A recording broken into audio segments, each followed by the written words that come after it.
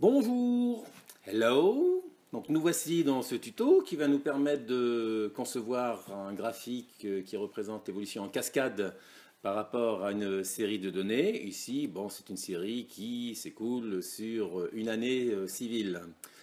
Donc, avant d'attaquer la conception du tableau même si là il y a déjà une idée de ce qui va se passer, analysons le graphique pour bien comprendre ce que nous devons faire. On devine déjà d'une part qu'il s'agit d'un graphique sous la forme d'un histogramme. Quelque chose près, c'est que ici, les histogrammes qui sont ici ne sont pas pleins, ils ne vont pas jusqu'en bas de l'axe horizontal, mais c'est comme s'ils étaient superposés à quelque chose. Eh bien, la superposition à ce quelque chose, effectivement, elle est effective, puisque si je clique ici, on voit qu'il y a d'autres histogrammes en dessous qui viennent servir en quelque sorte de support à ces évolutions. Et ce qui est représenté en vert ou en rouge, ce n'est pas la valeur du mois en question, mais ça simplement la différence entre le mois précédent et le mois en cours. Même chose donc pour la partie rouge. Et donc comme j'ai l'intention de représenter avec une couleur différente l'effet lorsque ça monte et lorsque ça descend, on va créer deux séries différentes. Une série pour la hausse, une série pour la baisse. Une série pour le support, je l'ai évoqué ici. Et il nous reste donc la quatrième série ici pour représenter les extrêmes, le départ et l'arrivée. Bien. Donc concernant les extrêmes, eh bien là, il n'y a pas de souci. C'est que le départ, ça représente la première valeur à représenter dans le graphique. Voilà, directement ici égale B2. Et l'arrivée, ça représente la valeur du dernier mois à représenter. Donc c'est égal à la valeur du mois de décembre. Directement une formule comme ceci. Concernant le support, on a dit que le support est démarré directement au mois de janvier et s'arrêterait en décembre. Il n'y en a pas sur le départ et sur l'arrivée. Si on essaye de comprendre comment il est constitué, là on voit que pour janvier, le support est égal à la valeur 80, c'est-à-dire la valeur du mois précédent. En analysant les différents mois, en mois d'avril, on voit qu'effectivement le support est égal à 180, c'est-à-dire la valeur du mois de mars. Et au mois de mai, en revanche, lorsque ça descend par rapport au mois précédent, la valeur est égale à 200, c'est-à-dire à la valeur du mois en cours. Donc on pourrait faire une fonction si ça descend, si ça monte, etc. Mais ce qui est intéressant de constater ici, c'est que, en quelque sorte, par rapport au mois en cours et le mois précédent, la valeur qu'il faut retenir pour le support, c'est la plus petite valeur des deux. Donc la formule qui va nous convenir ici, donc là je vais l'écrire à la main, je ne vais pas passer par l'assistant fonction parce que c'est une fonction relativement simple. Donc égale min de B2, B3. Je ferme la parenthèse, je valide avec CTRL-Entrée pour rester sur place et pouvoir recopier ça jusqu'en décembre. Donc voilà pour la première série. La petite flèche verte ici, le petit coin, l'angle supérieur gauche vert nous indique simplement que par rapport à ce qu'on a fait dans la formule mini, on n'a pris que deux valeurs, on n'a pas pris l'ensemble de la série.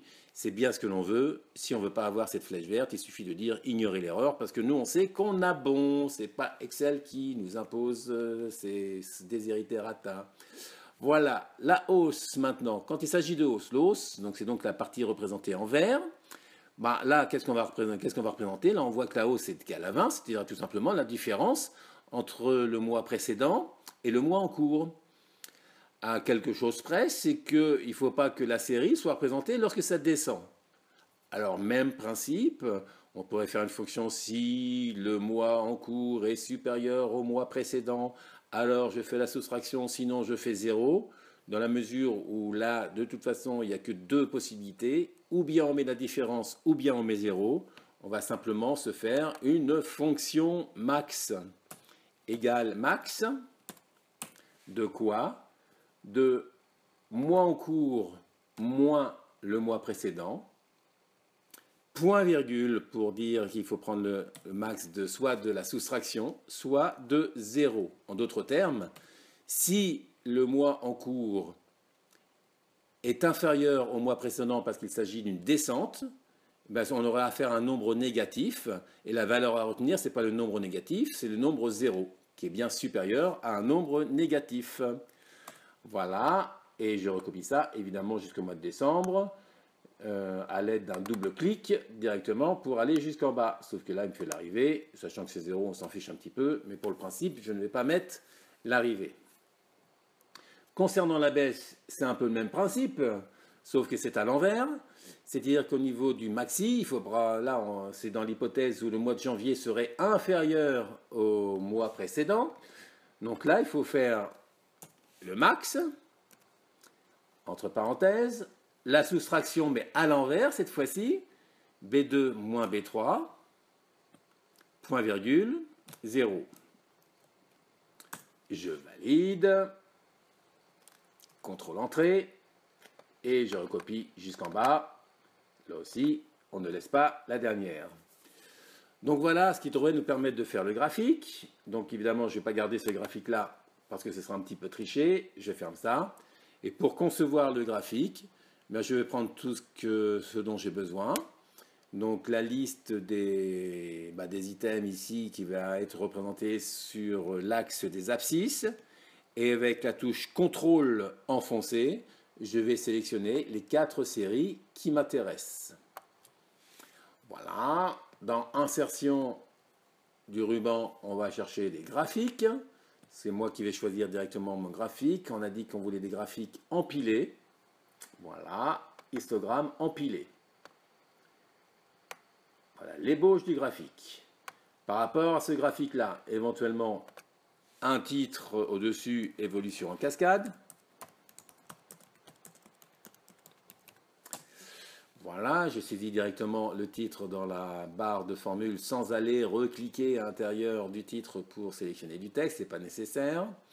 Le support ici, il n'a pas besoin d'être visualisé, non seulement il n'a pas besoin, mais on ne veut pas qu'il soit visualisé. Donc dans l'onglet format des outils de graphique au niveau du ruban, on va lui dire que le remplissage doit être nul, aucun remplissage.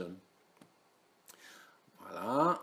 Ensuite, les extrémités, rien de particulier.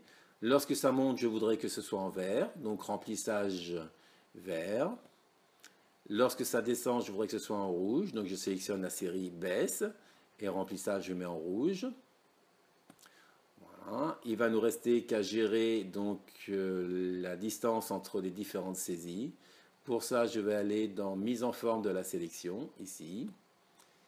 Mise en forme de la sélection. On va dire que directement ici, donc j'ai laissé n'importe quelle série sélectionnée, largeur de l'intervalle, on va directement lui mettre 0. Voilà, qui est fait. Je n'ai plus besoin de ça, a priori. Il ne reste plus qu'à lui dire, ici, dans l'onglet création, ajouter un élément de graphique. Ça sert aussi à supprimer des éléments de graphique, ça dans la version 2013. La légende, je n'en veux pas. Si vous êtes sur une version précédente d'Excel, version 2010 par exemple, ou 2007, dans un des onglets, ça va être le deuxième onglet, si je ne me trompe pas, il y a une rubrique concernant la légende, où vous pouvez dire aucun, l'axe, vous pouvez changer l'axe, etc. Donc à vous de retrouver la bonne commande dans le ruban. Mais le principe est là. Voilà notre graphique en cascade.